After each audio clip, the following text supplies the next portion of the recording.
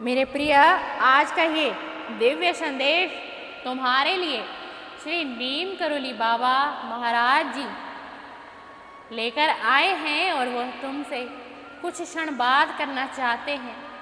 इस संदेश के माध्यम से बाबा महाराज जी तुम्हारा मार्गदर्शन करने आए हैं। प्रिय, तुम अंत तक आज की इस वीडियो को अवश्य ही सुनना।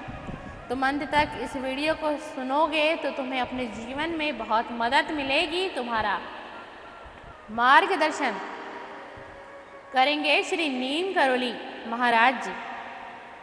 और बाबा महाराज जी का कहना है कि मैं अपने संदेश के माध्यम से ही अपने भक्त से जुड़ता हूँ और अपने भक्त को अपने संदेश के माध्यम से ही जोड़ लेता हूँ प्रिया, और उनका मार्गदर्शन करता हूँ।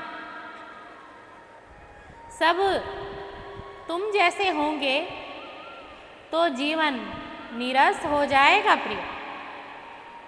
बाबा महाराज जी आपसे आपका मार्गदर्शन कर रहे हैं इस संदेश के माध्यम से। भगवान कृष्ण के उपदेशों के अनुसार इस संसार में विषमता का होना स्वाभाविक है। अपने अपने स्वरूप, अपने अपने शरीर, अपने अपने स्वभाव, गुण, बुद्धि और बल के सामर्थ्य के अनुसार ही हर किसी का व्यवहार होता है। तुम्हारी रुचि श्री कृष्ण भगवान में अत्यंत है प्रिय, यह बात मुझसे छुपी नहीं है। इसलिए आज मैं भगवान श्री कृष्ण का ही तुम्हें उदाहरण देने आया हूँ, उनकी कथा का वर्णन करने आया हूँ इस संदेश में।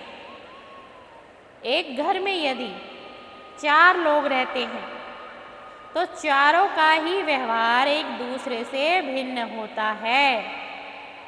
हर किसी की अपनी सोच होती है, काम करने का तरीका भी अलग अलग होता है। हर चीज़ भिन्न है प्रिय, और किसी भी 2 वस्तुओं में पूरी समानता नहीं। उदाहरण के लिए भारत को ही ले, जहाँ विभिन्न धर्मों, जातियों, भाषाओं और संस्कृतियों के लोग एक साथ रहते हैं। हमें अपनी विभिन्नताओं को स्वीकार करना चाहिए और उनका सम्मान करना चाहिए। हमें यह भी समझना चाहिए कि विभिन्नता ही हमारी ताकत है और इसे सजोना चाहिए प्रिय। हम हमेशा दूसरों से अपेक्षा रखते हैं। क्या यह बात तुम्हें सही लगती है कि तुम हमेशा दूसरों से अपेक्षा रखते हो, चाहे वह तुम्हारे कोई परिवार का सदस्य ही क्यों ना हो या फिर वह कोई तुम्हारा बाहरी मित्र ही क्यों ना हो? लेकिन तुम यह अपेक्षा बच्चे कब तक रखोगे? मैं तुम्हारा बाबा तुम्हें आज यही समझाने आया हूँ और तुम्हारा मार्गदर्शन कर रहा हूँ इस संदेश के माध्यम से कि वह हमारी तरह ही काम करे। हम जैसा चाहते हैं वह वैसा ही करे, दफ्तर में और घर में भी। जरा सोचिए, यदि सब मनुष्य एक जैसा व्यवहार करने लग जाएं, एक ही तरह से सोचने लगें, एक जैसी बातें करने लगें, यानी कोई भिन्नता ही ना हो, सब आपकी तरह ही बन जाएं, तो जीवन में कोई नवीनता नहीं रहेगी।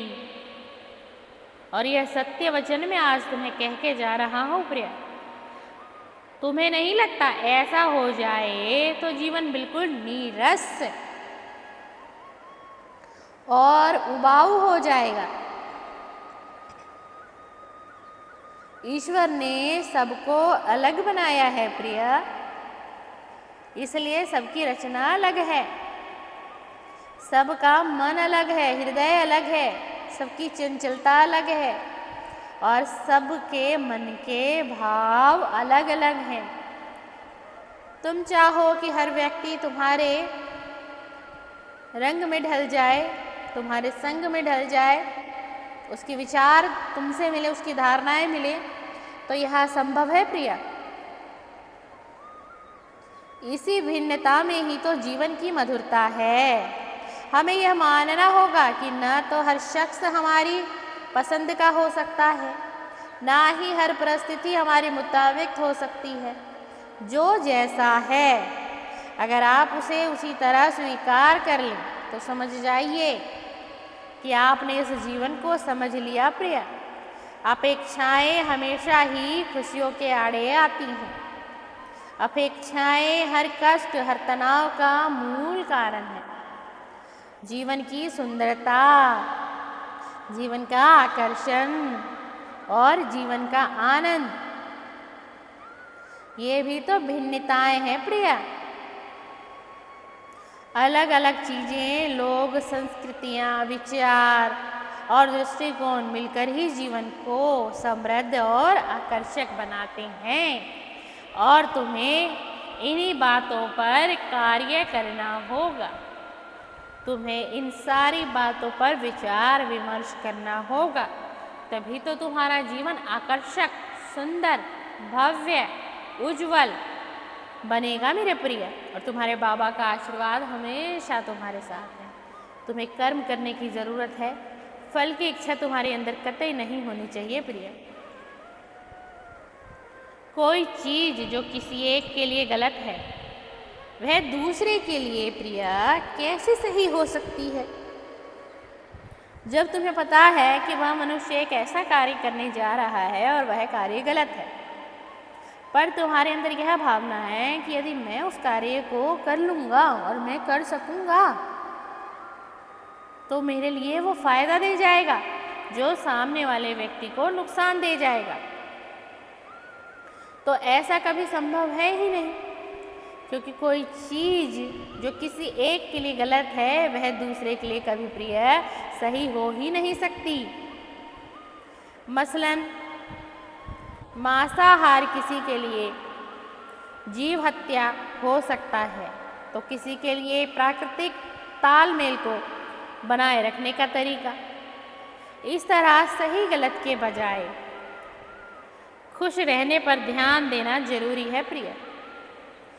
खुद खुश रहोगे तो दूसरों की खुशी के बारे में भी सोच पाओगे प्रिय। जो काम आपके लिए गलत है वह आपका अपना नजरिया है, दूसरे के नजरिए से वही काम सही हो सकता है प्रिय। ऐसे में किसी भी परिस्थिति में परेशान और बेचैन होने के बजाय उसे स्वीकार करना सीखना होगा तुम्हें। ऐसा करने पर तुम उस उलझन से निकलने का तरीका खुद ही खोज लोगे। तुम्हें किसी की मदद की आवश्यकता भी नहीं पड़ेगी। तुम्हारी बुद्धि इतनी तीव्र है प्रिय, मात्र तुम्हें समझने की आवश्यकता है। तुम सिर्फ एक ही व्यक्ति से उम्मीद रख सकते हो और वह व्यक्ति है खुद तुम। अपनी खुशी या गम के लिए दूसरों को जिम्मेदार तुम कभी मत ठहराओ। यह विधि का विधान भी है और ये भाग्य के कुछ तुम्हारे लेख भी हैं, लेकिन ये भाग्य के लेख कैसे लिखे गए हैं? ये भाग्य के लेख तुमने ही परमेश्वर से लिखवाए हैं और तुम लिखवा के इस धरती पर तुमने जन्म लिया है और तुम्हारे कर्मों के अनुसार ही ईश्वर ने तुम्हारे भाग्य के लेख को लिख दिया है। लेकिन कर्म करना तुम्हारा फर्ज है। यदि तुम इस जन्म में भी अच्छे कर्म को करते हो और करते रहोगे, और तुम जब अच्छे कर्म करोगे प्रिया, तो तुम्हें खुद से एक सुकून की प्राप्ति होगी। तुम्हारा मन, मस्तिष्क और हृदय शांत होगा और तुम्हें खुद से ही अनुभव हो जाएगा कि अब जो मैं कर्म कर रहा हूँ वह कर्म मेरे बहुत अच्छे हैं और ईश्वर जरूर मेरी पुकार को सुनेंगे, मुझ पर कृपा करेंगे, मेरे भाग्य के लेख को भी परमात्मा बदल देंगे।